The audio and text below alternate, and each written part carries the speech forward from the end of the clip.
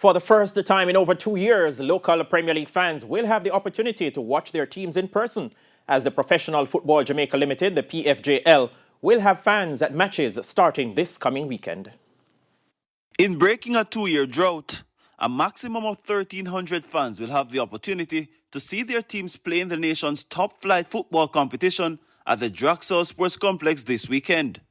For those approved, they will have to be fully vaccinated. But this is the start of a new journey, according to PFJL Chairman Chris Williams, who also gave the reason for the numbers restriction. We're limited to a third of the capacity of each venue that we're going to go to.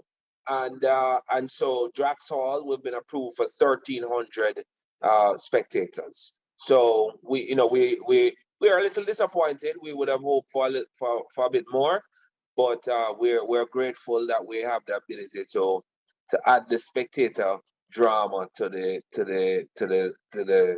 lineup. Drax Hall will be a stepping stone and template for Williams, who says the league is now in a different phase of its evolution. The dream is to be able to carry the football weekends around the country. That's the dream. Now, obviously, the dream is limited by the path and the trajectory of the disease and the approvals that we are going to be able to get.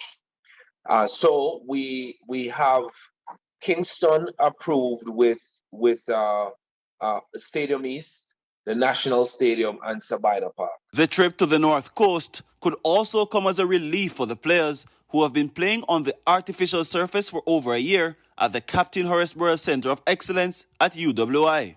The players can't wait. The players can't wait.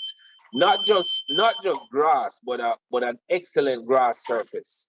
The Drax Hall compound is immaculate, and it's really a nice turf, and so it gives the players an opportunity to get a little bit more cushion below their feet, and be able to get under the ball a lot better. As you know, with the AstroTurf, you can't really get under the ball to either make a pass or to shoot. For the doubleheaders on Saturday and Sunday, the entry fees are $1,000, while on Monday it will cost each spectator $700. Jerome Foster, TVJ Sports.